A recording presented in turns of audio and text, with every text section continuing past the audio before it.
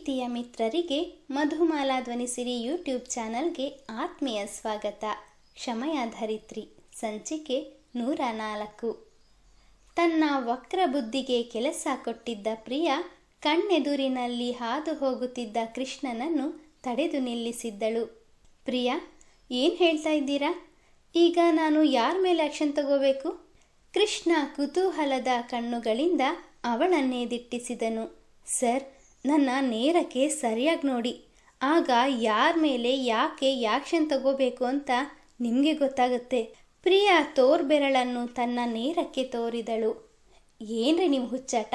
ಗೊಣಗುತ್ತಲೇ ಅವಳ ಬೆರಳ ನೋಟಕ್ಕೆ ಕಣ್ಣು ಹಾಯಿಸಿದವನಿಗೆ ನಿಜಕ್ಕೂ ಆಶ್ಚರ್ಯವಾಗಿತ್ತು. ತನ್ನೆರಡು ಕೈಗಳನ್ನು ಬಿಗಿಯಾಗಿ ಹಿಡಿದಿದ್ದ ಶ್ರೀಪತಿಯನ್ನು ಕ್ಷಮ ಕಾಳಜಿಯಿಂದ ಸಮಾಧಾನಪಡಿಸುತ್ತಿದ್ದಳು. ನೋಡಿದ್ರ ಸರ್, ನನಗೆ ಮೊದಲಿನಿಂದಲೂ ಅವ್ರ ಮೇಲೆ ಡೌಟ್ ಇತ್ತು. ಇವತ್ತು ಕನ್ಫರ್ಮ್ ಆಯಿತು.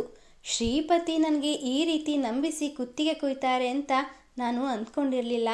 ಅವರಿಬ್ಬರ ಮದುವೆ ನಮ್ಮೊಂದಿಗೆ ಫಿಕ್ಸ್ ಆಗಿದೆ ಅಂತ ಗೊತ್ತಿದ್ರು, ಅದು ಕೂಡ ಹಾಡಾಗಲೇ ಎಲ್ಲರೆದುರು ಈ ರೀತಿ ನಡ್ಕೊಳ್ಳೋದಕ್ಕೆ ಅವರಿಗೆ ಹೇಗಾದರೂ ಮನಸ್ಸು ಬರುತ್ತೆ ಹೇಳಿ? ನಾನು ಅವನನ್ನು ಸುಮ್ಮನೆ ಬಿಡೋದಿಲ್ಲ. ಈಗಲೇ ಅವನ ಕುತ್ತಿಗೆ ಪಟ್ಟಿ ಹಿಡಿದು ಯಾಕೆ ಹೀಗೆ ಮಾಡಿದೆ ಅಂತ ಕೇಳ್ತೀನಿ ಎಂದು ಪ್ರಿಯಾ ಮೈ ಮೇಲೆ ಆವೇಶ ಬಂದವರಂತೆ ನಟಿಸುತ್ತಾ 2 ಹೆಜ್ಜೆ ಮುಂದಿಟ್ಟಳು. ತನ್ನ ನಟನೆ, ಮಾತು ಎಲ್ಲವೂ ಕೇಳಿ ಅವನೀಗ ಅವರಿಬ್ಬರಿಗೂ ತಕ್ಕ ಶಾಸ್ತಿ ಮಾಡುತ್ತಾನೆಂದು ತಿಳಿದಿದ್ದ ಪ್ರಿಯಾಳ ಉಪಾಯವೆಲ್ಲವೂ ತಲೆಕೆಳಗಾಗಿತ್ತು. Stop it Priya. ಶ್ರೀಪತಿ ನಿಮ್ಮನ್ನು ಮದುವೆ ಆಗೋ ಹುಡುಗ ಅನ್ನೋದು ನೆನಪಿರಲಿ. ಮನೇಲಿ ಏನೋ ದೊಡ್ಡದಾಗಿ ಭಾಷಣ ಮಾಡ್ತಾ ಇದ್ರಿ. ನಾನು ಶ್ರೀಪತಿ ಬಹಳ ವರ್ಷಗಳಿಂದ ಪ್ರೀತಿ ಮಾಡ್ತಾ ಇದ್ದೀವಿ, ಅವನು ಇಲ್ಲದೆ ಇದ್ದರೆ ನಾನು ಸತ್ತೇ ಹೋಗ್ತೀನಿ, ಹಾಗೆ ಹೀಗೆ ಅಂತ. ಆ ನಂಬಿಕೆ ಈಗ ಎಲ್ಲಿ ಹೋಯ್ತು? ನಿಮ್ಮ ಪ್ರೀತಿಗೆ ಬೆಲೆ ಕೊಟ್ಟು ಅಮ್ಮ ನಿಮ್ಮ ಮದುವೆಗೆ ಒಪ್ಕೊಂಡಿದ್ದಾರೆ. ಹೀಗೆ ಅಧಿಕ ಪ್ರಸಂಗ ಮಾಡಿಕೊಂಡು ನಿಮ್ಮ ಮದುವೆಗೆ ನೀವೇ ಕಲ್ಲು ಹಾಕ್ಕೊಳ್ಬೇಡಿ. ಹಾಂ, ಒಂದು ಮಾತು, ಶ್ರೀಪತಿ ಕ್ಷಮ ನಡೆದುಕೊಳ್ತಾ ಇರೋದ್ರಲ್ಲಿ ನನಗೇನು ತಪ್ಪು ಕಾಣ್ತಾ ಇಲ್ಲ. ಇನ್ಫ್ಯಾಕ್ಟ್ ಶ್ರೀಪತಿ ನಿನ್ನೆಯಿಂದ ತುಂಬ ಬೇಸರದಲ್ಲಿದ್ದಾನೆ. ನನಗಿಂತ ಹೆಚ್ಚು ಅವನು ಕ್ಷಮಾಳನ್ನೇ ಹಚ್ಕೊಂಡಿರೋದು. ಅವನ ಪ್ರಾಬ್ಲಮ್ ಏನು ಅಂತ ಕೇಳಿ ಅವನನ್ನು ಸಮಾಧಾನ ಮಾಡು ಅಂತ ಕಳಿಸಿದ್ದೆ ನಾನು. ಹೀಗೆ ಚೀಪಾಗಿ ಥಿಂಕ್ ಮಾಡೋದನ್ನು ಮೊದಲು ಬಿಟ್ಬಿಡಿ, ಅದು ನಿಮಗೆ ಒಳ್ಳೆಯದು. ಮೈಂಡ್ ಇಟ್ ಎಂದವನು. ಇಷ್ಟು ಚೀಪ್ ಮೆಂಟಾಲಿಟಿ ಇರೋ ಹುಡುಗಿನ ನಮ್ಮ ಶ್ರೀಪತಿ ಹೇಗೆ ಪ್ರೀತಿ ಮಾಡ್ದ? ಗೊಣಗುತ್ತಲೇ ಅವಳಿಂದ ದೂರ ನಡೆದಿದ್ದನು. ಅವನ ಗೊಣಗಾಟ ಅವಳಿಗೆ ಕೇಳಲಿಲ್ಲವಾದರೂ, ಛೇ, ಪ್ರತಿ ಬಾರಿಯೂ ಇವನಿಂದ ಮಾತು ಕೇಳಬೇಕಾಗಿ ಬರುತ್ತಲ್ಲ, ಇರಲಾರದೆ ಇರುವೆ ಬಿಟ್ಕೊಂಡ್ರು ಅನ್ನೋ ಹಾಗೆ ಆಗಿದೆ ನನ್ನ ಪರಿಸ್ಥಿತಿ. ಇನ್ನೊಮ್ಮೆ ಯೋಚನೆ ಮಾಡಿ ಇದನ್ನೆಲ್ಲ ಪ್ಲ್ಯಾನ್ ಮಾಡಬೇಕು. ಇಲ್ಲ ಅಂದರೆ ಎಕ್ಸಿಕ್ಯೂಟ್ ಮಾಡೋಕ್ಕೂ ಮುಂಚೆ 100 ಸಲ ಯೋಚನೆ ಮಾಡಬೇಕು ಅಂದುಕೊಂಡು ತನ್ನ ಕುರ್ಚಿಯಲ್ಲಿ ಕುಕ್ಕರು ಬಡಿದಳು. ಈಗಲೂ ಸಹ ಅವರಿಬ್ಬರು ಅಷ್ಟು ಆತ್ಮೀಯವಾಗಿ ಏನು ಮಾತನಾಡುತ್ತಿರಬಹುದು ಎಂದು ಅವಳ ಮನಸ್ಸು ಯೋಚಿಸುತ್ತಲೇ ಇತ್ತು. ನನಗೆ ಏನಾಗಿದೆ ಅಂತಲೇ ಗೊತ್ತಾಗ್ತಾ ಇಲ್ಲ ಕ್ಷಮ. ನಾನು ನಿಮ್ಮ ಬಳಿ ಯಾಕೆ ಕ್ಷಮೆ ಕೇಳಿದೆ ಅನ್ನೋದು ತಿಳಿತಾ ಇಲ್ಲ. ಸಾರಿ, ಬೆಳಗ್ಗೆಯಿಂದ ಯಾವ ಕೆಲಸವೂ ಕಂಪ್ಲೀಟ್ ಆಗಲಿಲ್ಲ. ನಾನಿನ್ನು ಬರ್ತೀನಿ. ಅವಳ ಕೈಗಳನ್ನು ಸಡಿಲಗೊಳಿಸಿದ ಶ್ರೀಪತಿ ಏನೋ ಮಹಾಪರಾಧ ಮಾಡಿದವನಂತೆ ತಲೆ ತಗ್ಗಿಸಿ ಹೊರ ನಡೆದನು. ಕ್ಷಮಾಳಿಗೆ ಅವನ ಮನಸ್ಸಿನಲ್ಲಿ ಯಾವುದೋ ನೋವು ಅವನನ್ನು ಬಿಡದಂತೆ ಕಾಡುತ್ತಿದೆ ಎಂದು ತಿಳಿದರೂ ಅದೇನು ಎಂಬುದನ್ನು ತಿಳಿಯುವಲ್ಲಿ ಸೋತಳು. ಶ್ರೀಪತಿ ಅತ್ತ ಹೋಗುತ್ತಿದ್ದಂತೆ ಒಳಬಂದ ಕೃಷ್ಣನನ್ನು ಕಂಡು ಒಮ್ಮೆ ಬೆಚ್ಚಿದ ಕ್ಷಮ, ನೀವಾ? ಸದ್ದು ಮಾಡಿಕೊಂಡು ಬರಬೇಕು ತಾನೆ. ಏನೋ ಯೋಚನೆ ಮಾಡ್ತಾ ಇದ್ದೆ. ಎಷ್ಟು ಹೆದರಿದೆ ಗೊತ್ತಾ? ಈಗಲೂ ನನ್ನ ಹೃದಯ ಹೇಗೆ ಬಡಿದುಕೊಳ್ತಾ ಉಂಟು ನೋಡಿ ಎಂದು ಭಯದಿಂದ ಹಣೆಯಲ್ಲಿ ಮೂಡಿದ್ದ ಬೆವರ ಹನಿಗಳನ್ನು ತನ್ನ ದುಪ್ಪಟ್ಟದಿಂದ ಒರೆಸಿಕೊಂಡಳು. ಏನು, ಅಷ್ಟೊಂದು ಜೋರಾಗಿ ಬಡ್ಕೊಳ್ತಿದ್ಯಾ? ಎಲ್ಲಿ ನೋಡೋಣ. ಅವಳ ತೀರ ಸನಿಹಕ್ಕೆ ಬಂದವನು ಅವಳ ಹೃದಯದ ಬಡಿತ ಕೇಳುವ ಸಲುವಾಗಿ ಅವಳ ಎದೆಯ ಮೇಲೆ ತಲೆ ಇಟ್ಟನು. ಅವನ ಸ್ಪರ್ಶದಿಂದ ಪುಳಕಿತಳಾದ ಕ್ಷಮ, ಸಾಹೇಬ್ರೆ, ಇದು ಮನೆಯಲ್ಲ, ಕಂಪ್ನಿ ಅನ್ನೋದು ನೆನಪಿರಲಿ ಎಂದು ಅವನಿಂದ ದೂರ ಸರಿದು ನಿಂತಳು. ಹೋ, ಹೌದಲ್ವಾ, ನನಗೆ ಮರ್ತೇ ಹೋಗಿತ್ತು. ಅಂದರೆ ನಾನು ಮನೇಲಿ ಏನಾದರೂ ಮಾಡ್ಬೋದು ಅಂತ ತಾನೇ ನಿನ್ನ ಮಾತಿನ ಅರ್ಥ ಎಂದು ಅವಳತ್ತ ನೋಡಿ ಕಣ್ಣು ಹೊಡೆದನು. ಆಗಷ್ಟೇ ಶ್ರೀಪತಿಯ ಸೊರಗಿದ್ದ ಮುಖ ನೋಡಿದ್ದವಳಿಗೆ ಕೃಷ್ಣನ ಸರಸ ತುಂಬಿದ ಪ್ರೀತಿಯ ಮಾತುಗಳನ್ನು ಪ್ರೋತ್ಸಾಹಿಸಬೇಕು ಎನಿಸಲಿಲ್ಲ. ಆದರೂ ಅವನಿಗೆ ಬೇಸರ ಆಗಬಾರದೆಂದು, ಹೌದು, ಮನೆಯಲ್ಲಿ ಎಂತ ಮಾಡಿದ್ರೂ ಓಕೆ ಎಂದು ಆ ಮಾತಿಗೆ ಪೂರ್ಣ ವಿರಾಮ ಇಟ್ಟಳು. ಕೃಷ್ಣನಿಗೂ ಅವಳು ಉತ್ತರ ನೀಡಿದ ರೀತಿಯಲ್ಲಿಯೇ ಅವಳ ಮನಸ್ಸು ಬೇರೆಯ ಆಲೋಚನೆಯಲ್ಲಿ ಮುಳುಗಿದೆ ಎಂಬುದು ಸ್ಪಷ್ಟವಾಯಿತು. ಕ್ಷಮ, ಶ್ರೀಪತಿ ಜೊತೆ ಏನು ಮಾತನಾಡ್ತಾ ಇರೋ ಆಗಿತ್ತು. ಏನಂತೆ?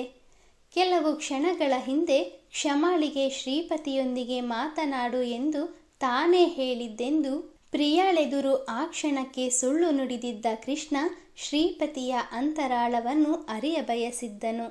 ಎಂತ ಸಹ ಇಲ್ಲ, ಯಾಕೋ ನಿನ್ನೆಯಿಂದ ತುಂಬ ಬೇಸರದಲ್ಲಿದ್ದಾರಲ್ಲ, ಅದನ್ನೇ ವಿಚಾರಿಸ್ತಾ ಇದ್ದೆ ಅಷ್ಟೆ. ಹೌದಾ, ನಾನು ಅವನ ಬಳಿ ಮಾತನಾಡೋಣ ಅಂದ್ಕೊಂಡಿದ್ದೆ. ನೀನೇ ಮಾತಾಡಿದ್ದು ಒಳ್ಳೆಯದಾಯಿತು. ಎಂಥ ಒಳ್ಳೆಯದಾಯ್ತೋ ಏನೋ, ಬೇಸರದಲ್ಲಿ ನುಡಿದಳು.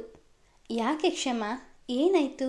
ನೀನು ಇಷ್ಟೊಂದು ಬೇಸರ ಮಾಡ್ಕೊಳ್ಳೋಂಥದ್ದು ಅವನು ಏನು ಹೇಳ್ದ? ಎಂತ ಆದರೂ ಹೇಳ್ತಾರೇನೋ ಅಂತ ಕೇಳೋದಕ್ಕೆ ಅಂತ ಬಂದೆ. ಆದರೆ ಅವರು ನನ್ನ ಬಳಿ ಏನು ಹೇಳಲೇ ಇಲ್ಲ. ಮದುವೆ ವಿಷಯದಲ್ಲಿ ಯಾಕೋ ತುಂಬ ಅಪ್ಸೆಟ್ ಆಗಿರೋ ಹಾಗಿದೆ. ಕೆಲಸದ ಮೇಲೂ ಇಂಟ್ರೆಸ್ಟ್ ತೋರಿಸ್ತಾ ಇಲ್ಲ. ಕ್ಷಮ ಶ್ರೀಪತಿಯ ಮುಖಭಾವವನ್ನು ಗಮನಿಸಿ ಅವನು ಬೇಸರದಿಂದಿರುವುದನ್ನು ಅರಿತಿದ್ದಳು. ನಾನು ಗಮನಿಸಿದ್ದೀನಿ, ಆದರೆ ನೀನೇನು ಯೋಚನೆ ಮಾಡಬೇಡ. ಅವನು ಅಮ್ಮನ ಬಳಿ ಮದುವೆಯ ವಿಷಯವನ್ನು ಹೇಳೋ ಮುಂಚೆನೇ ಪ್ರಿಯಾ ಅಧಿಕ ಪ್ರಸಂಗತನ ತೋರಿದ್ದಕ್ಕಾಗಿ ಪ್ರಿಯಾಳ ಮೇಲೆ ಕೊಂಚ ಬೇಸರ ಮಾಡ್ಕೊಂಡಿದ್ದಾನೆ ಅಷ್ಟೇ. ಸ್ವಲ್ಪ ಸಮಯ ಬಿಟ್ಟು ಅವನೇ ಸರಿ ಹೋಗ್ತಾನೆ.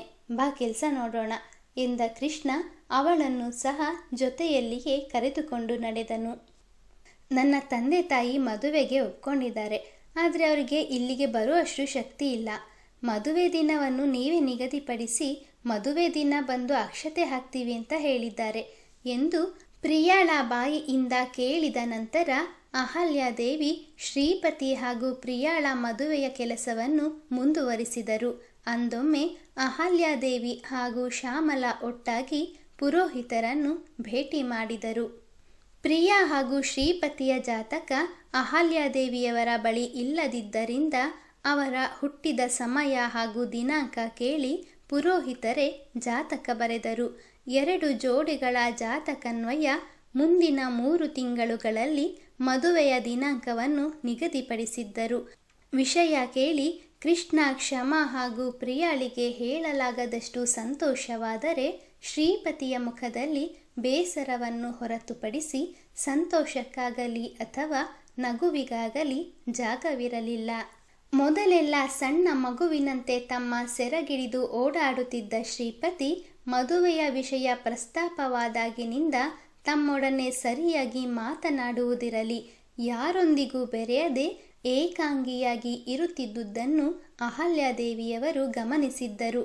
ಮಗ ತಮ್ಮಿಂದ ಯಾವುದೋ ವಿಚಾರವನ್ನು ಮುಚ್ಚಿಡುತ್ತಿದ್ದಾನೆ ಎಂಬುದು ಅವನ ಮುಖಭಾವವನ್ನು ನೋಡಿಯೇ ಅರಿತವರು ಅವನ ಮನಸ್ಸಿನಲ್ಲಾಗುತ್ತಿದ್ದ ತಳಮಳವನ್ನು ತಿಳಿಯಲು ಒಂದು ಉಪಾಯ ಹೂಡಿದರು.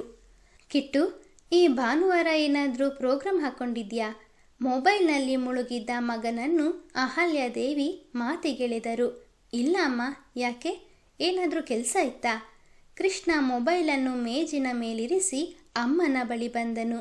ಯಾಕೂ ಇಲ್ಲ ಕಿಟ್ಟು, ಫ್ರೀಯಾಗಿದ್ದರೆ ಆಚೆ ಎಲ್ಲಾದರೂ ತಿರ್ಗಾಡ್ಕೊಂಡು ಬರ್ಬೋದಲ್ಲ ಎಂದರು. ಗುಡ್ ಐಡಿಯಾ ಅಮ್ಮ. ಎಲ್ಲಿಗೋಗೋಣ? ಎಲ್ಲಿಗೋಗೋಣ ಅಂದರೆ ಹೋಗೋದು ನೀವೇ ಡಿಸೈಡ್ ಮಾಡಿ ಎಂದು ತಮಾಷೆಯಾಗಿ ಮಗನ ತಲೆಯ ಮೇಲೆ ಮೊಟುಕಿದರು. ನಾವು ಅಂದರೆ ಯಾರ್ಯಾರಮ್ಮ?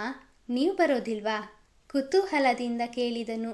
ಅಯ್ಯೋ ಮಗ್ನೆ, ಇದನ್ನೂ ನಾನು ಬಿಡಿಸೇಳ್ಬೇಕಾ?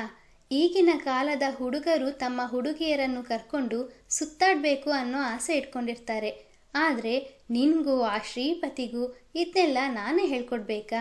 ಅಹಲ್ಯಾದೇವಿಯವರು ಪ್ರೀತಿಯಿಂದ ಅವನ ಗಲ್ಲ ಹಿಡಿದಾಗ ಅಯ್ಯೋ ಅಮ್ಮ, ನೋವಾಗುತ್ತೆ ಎಂದು ಕಿರುಚುತ್ತಾ ಅವರ ಕೈಯನ್ನು ತನ್ನ ಹಸ್ತಗಳಲ್ಲಿ ಹಿಡಿದವನು, ವಂಡರ್ಫುಲ್ ಐಡಿಯಾ ಅಮ್ಮ. ನನಗೂ ಕ್ಷಮಳನ್ನು ಕರ್ಕೊಂಡು ಎಲ್ಲಿಗಾದರೂ ಹೋಗಿ ಬರೋಣ ಅನ್ನಿಸ್ತಿತ್ತು. ನಿನ್ನ ಬಳಿ ಹೇಗೆ ಕೇಳೋದು ಅಂತ ಗೊತ್ತಾಗದೆ ಸುಮ್ಮನಾದೆ. ಅದು ಅಲ್ಲದೆ ಅವಳ ಬುದ್ಧಿ ನಿನಗೂ ಗೊತ್ತು. ಮದುವೆ ಆಗದೆ ನಾನು ಎಲ್ಲಿಗೂ ಬರೋದಿಲ್ಲ ಅಂದ್ಬಿಟ್ರೆ ನನಗೆ ನಿರಾಸೆ ಆಗುತ್ತೆ. ಅದಕ್ಕೆ ಕೇಳು ಪಂಚಾಯಿತಿನೇ ಬೇಡ ಅಂತ ಸುಮ್ಮನಾಗಿದ್ದೆ. ನೀನೊಂದು ಮಾತು ಹೇಳಿದರೆ ಅವಳು ಖಂಡಿತ ಇಲ್ಲ ಅನ್ನೋದಿಲ್ಲ ಎಂದು ತನ್ನವಳ ಒಪ್ಪಿಗೆ ಪಡೆಯಲು ಅಮ್ಮನಲ್ಲಿ ಶಿಫಾರಸು ಮಾಡಿದನು. ಸರಿ, ಹಾಗಾದರೆ ಪ್ರಿಯಾಳಿಗೆ ಫೋನ್ ಮಾಡಬೇಕಂತೆ ಅಂತ ಶ್ರೀಪತಿಗೂ ಹೇಳು. 4 ಮಂದಿ ಕೂತ್ಕೊಂಡು ಯಾವ ಪ್ಲೇಸ್ಗೆ ಹೋಗೋದು ಅಂತ ಡಿಸೈಡ್ ಮಾಡಿ ಎಂದರು. ಶ್ರೀಪತಿ ಪ್ರಿಯಾಳಿಗೆ ಕರೆ ಮಾಡಲು ಹಿಂದೆ ಮುಂದೆ ನೋಡುತ್ತಿದ್ದಾಗ, ಶ್ರೀಪತಿ, ಹುಡುಗಿರು ಇಷ್ಟೊಂದು ನಾಚ್ಕೊಂಡ್ರೆ ಅರ್ಥ ಇರುತ್ತೆ. ನೀನು ಕೂಡ ಹಾಗೆ ನಾಚ್ಕೊಳ್ತೀಯಲ್ಲ. ನೋಡು, ನಿನ್ನ ಅಣ್ಣನ ಸ್ಥಾನದಲ್ಲಿ ನಿಂತ್ಕೊಂಡು ಹೇಳ್ತಾ ಇದ್ದೀನಿ. ನಿನ್ನ ಹುಡುಗಿ ಬಗ್ಗೆ ಕಿವಿ ಚುಚ್ತಾ ಇದ್ದೀನಿ ಅಂದ್ಕೋಬೇಡ. ನೀನು ಪ್ರಿಯಾಳ ಪ್ರೀತಿಯ ಬಲೆಯಲ್ಲಿ ಬಿದ್ದಾಗಿದೆ. ಅದನ್ನು ನಾನು ತಪ್ಪು ಅಂತ ಹೇಳ್ತಾ ಇಲ್ಲ, ಅಥವಾ ಅವಳು ಕೆಟ್ಟವಳು ಅಂತನೂ ಸಹ ಹೇಳ್ತಾ ಇಲ್ಲ. ಅವಳಿಗೆ ನಿನ್ಗಿಂತ ಸ್ವಲ್ಪ ಮಾತು ಜೋರು. ನೀನು ಅವಳ ಸರಿಸಮನಾಗಿ ನಿಂತು ಮಾತನಾಡದೇ ಇದ್ದರೆ ಖಂಡಿತ ನಿನಗೆ ಉಳಿಗಾಲ ಇಲ್ಲ. ಇದನ್ನು ನನ್ನ ಬುದ್ಧಿ ಮಾತು ಅನ್ಕೋ. ಈಗೇನು ನೀನೇ ಫೋನ್ ಮಾಡ್ತೀಯೋ ಅಥವಾ ನಾನೇ ಮಾಡಲೋ ಎನ್ನುತ್ತಾ ಕೃಷ್ಣ ತನ್ನ ಪ್ಯಾಂಟಿನ ಕಿಸೆಯಿಂದ ಮೊಬೈಲನ್ನು ಹೊರತೆಗೆದನು. ಅವನು ತನ್ನ ಬಗ್ಗೆ ತಪ್ಪು ತಿಳಿಯುತ್ತಾನೆಂದುಕೊಂಡು, ಪರವಾಗಿಲ್ಲ, ನಾನೇ ಮಾಡ್ತೀನಿ ಎಂದ ಶ್ರೀಪತಿ ಒಲ್ಲದ ಮನಸ್ಸಿನಿಂದ ಪ್ರಿಯಾಳಿಗೆ ಕರೆ ಮಾಡಿ ಬೃಂದಾವನ ಮಹಲಿಗೆ ಬರಲು ಹೇಳಿದನು. ಈಗಲಾದರೂ ಶ್ರೀಪತಿ ಮನಸ್ಸು ಬಿಚ್ಚಿ ತನ್ನ ಮನದ ತೊಳಲಾಟವನ್ನು ಮನೆಯವರ ಬಳಿ ಹೇಳಿಕೊಳ್ಳುವನೇ? ನಿರೀಕ್ಷಿಸಿ ಮುಂದಿನ ಭಾಗದಲ್ಲಿ. ಮಿತ್ರರೇ, ಕಥೆಯ ಬಗ್ಗೆ ನಿಮ್ಮ ಅನಿಸಿಕೆ ಅಭಿಪ್ರಾಯವನ್ನು ದಯವಿಟ್ಟು ಕಮೆಂಟ್ನ ಮೂಲಕ ಹಂಚಿಕೊಳ್ಳಿ. ಹಾಗೆ ಲೈಕ್, ಶೇರ್, ಸಬ್ಸ್ಕ್ರೈಬ್ ಮಾಡುವುದರ ಮೂಲಕ ನಮ್ಮನ್ನು ಪ್ರೋತ್ಸಾಹಿಸಿ. ಮುಂದಿನ ಸಂಚಿಕೆಯಲ್ಲಿ ಮತ್ತೆ ಸಿಗೋಣ. ಧನ್ಯವಾದಗಳು.